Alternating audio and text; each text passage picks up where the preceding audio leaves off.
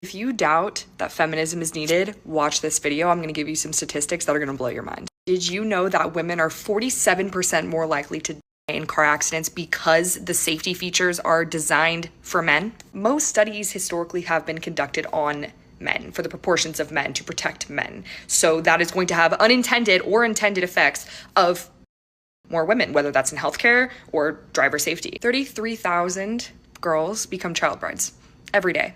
Every single day. That is the size of many towns in America. At the current rate we're going, it's going to take 108 years to close the gender gap. And if you're curious about what that means, I'm going to include this graphic here so you can see which measures are evaluated to determine this sort of statistic. And as of 2024, although this varies greatly based upon the country, no one country has achieved gender equality. Yeah, not one. So there are countries that are better, like Sweden, but we still have a long way to go before we achieve progress. And you ever notice how the loudest voices screaming about gender inequality are usually the ones leaving out the full story? Yeah, this is another prime example. Before we dive in, drop a comment: are modern men more delusional, or is it the ladies? Hit like and subscribe so you don't miss what we expose next. So, this queen starts by claiming women are 407% more likely to end up in a car accident. Sounds shocking, right? Except, it's not even true. What the actual study found is that women are 47% more likely to be injured in a crash. Not that they crash more, not that they die more, just that injuries can be worse. And why? Because for decades, cars were designed and tested using male crash dummies. That's a design flaw, not evidence of some grand oppression. And let's be real, the data still shows men are behind the wheel in way more fatal crashes overall. Funny how she conveniently leaves that part out. Then she jumps to this stat about 33,000 girls becoming child brides every single day. Now, if you didn't know better, you'd think she was talking about America or Europe. But nope. That number comes from UNICEF, and it's concentrated in South Asia and Sub-Saharan Africa. Places where poverty, lack of education, and local traditions drive that reality. And ironically, in those same regions, marriage often shields young women from far darker dangers like trafficking. But notice how she's not hopping on a plane to those countries to confront the actual root causes. Nope, she'd rather weaponize the suffering of poor girls overseas to guilt-trip men in the West. And then comes the infamous 108 years until gender equality line. Sounds dramatic. Until you actually read the fine print. It's basically saying women aren't participating in the labor force at the same rate as men. Translation? It'll take over a century for women to choose full-time work like men do. But let's be honest, they don't want equality when it requires responsibility. They want perks without the pressure. If they were really serious, they'd be fighting to include women in the draft, because last time I checked, equality isn't supposed to be selective.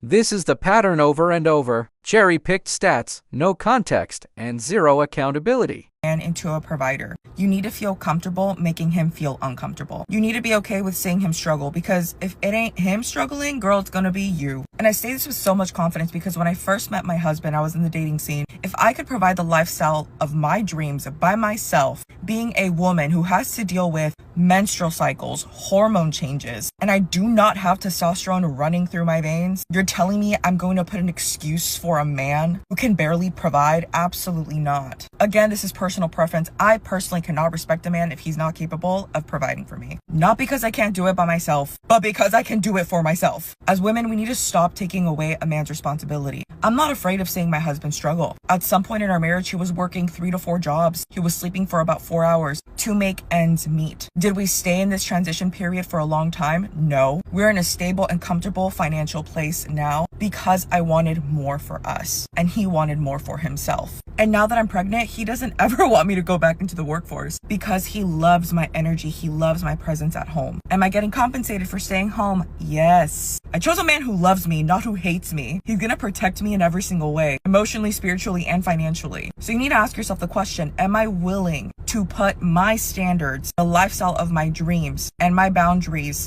above his suffering? Because yes, it's hard in this economy, but anything worth fighting for is gonna be hard. As always, ladies, be wise.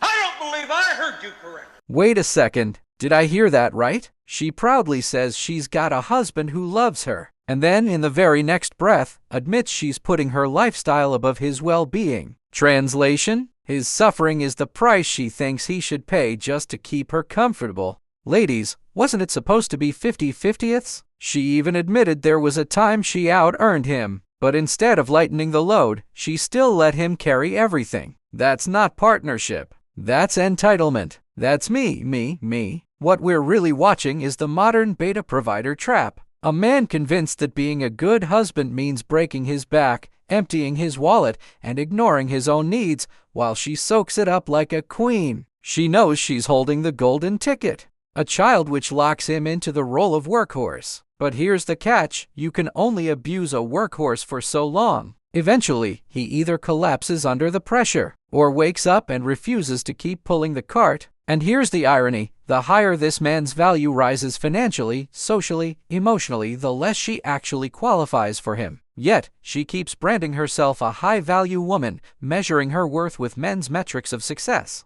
But the reality is, her market value isn't climbing. It's declining every year. She treats her man like an expendable resource instead of a partner. If he ever snaps out of the trance, he'll realize he's being worked into an early grave for someone who would replace him in a heartbeat if the excitement faded. And that's the real danger. Not just for him, but for families everywhere. When women see men as providers first and partners second, it breeds resentment. And once that seed grows, she'll be looking for her next thrill with the so-called bad boy, leaving behind the very stability she claims to want. This isn't love. This is exploitation dressed up as marriage. I really love that video that the young woman did saying not to date a lustful man.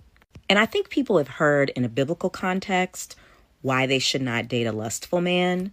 But some of you really need to hear the practical reasoning. And the real reason you don't want to date a lustful man is that lustful men, as I said in my comment, are undisciplined. Yes, everybody deals with lust. Men deal with lust. Women deal with lust.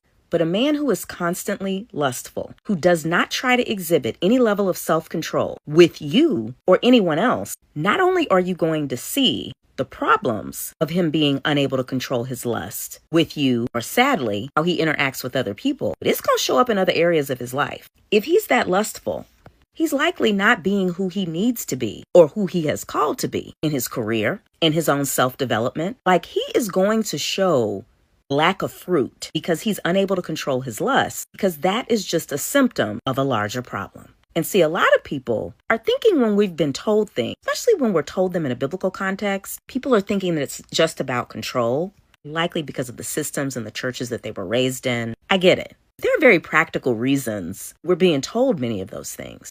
But this lack of self-control that shows up as lust, telling you right now, men that have a really out of control lust problem have problems elsewhere. And you will see them the longer you stay in relationship with them. You keep using the word. I don't think it means what you think it means. Oh, fam. Fam, I think we need a brand new phrase here, because this isn't just projection. No, this is something deeper. See, when people say women project, they usually mean she takes her own bad choices and throws them onto other people. Like, I dated a bad guy, so all men must be bad. That's standard projection. But what this lady is doing, it's way more advanced. She's not just projecting. She's choreographing the future. She's laying out the exact script of the man she doesn't want while disguising it as religious advice. Listen closely. She says, do not go for the lustful man, and then she describes every single trait of the so-called bad boy. Translation: she's warning women about the exact type of guy she and women like her already chased in the past, except now she's putting it in a spiritual wrapper like it's holy wisdom. This is where the choreography comes in. Step A, her past choices, years of picking the wrong guys. Step B, her enlightenment, suddenly viewing everything through religious glasses. Step C, the shaming tactic. She fuses her past with her new image, using scripture to condemn men who look like her exes. And step D, she takes that performance to the community, hoping others will rally behind her and label those men as dangerous. But here's the catch. Nowhere in her sermon does she pause and say, hold on, maybe the reason women keep going for these guys is because we're attracted to them. Nope. She choreographs it all to fall on men's shoulders. Men are lustful. Men are dangerous. Men are the problem. And conveniently, women's desires are erased from the conversation. The truth. Those men wouldn't even have the power to act like that if women didn't reward them with attention, dates, and relationships in the first place. Lust is a two-way street, but she only wants to police one side of it. That's not accountability. That's rewriting history to protect her image. Today, I'm thinking that it sucks that I know he can follow me on social media, and it's keeping me from saying things that I want to say. I don't want him to know if I'm doing good. I don't want him to know if I'm doing bad. I don't want him to know anything, and I know I can't stop that. And I know people are going to come at me and say, well, get off of social media. But I want to be on social media, and I want to encourage women to leave a narcissist. I want to encourage women to start over at 50, and I want to keep myself accountable. I went to the DMV. I'm gonna cry.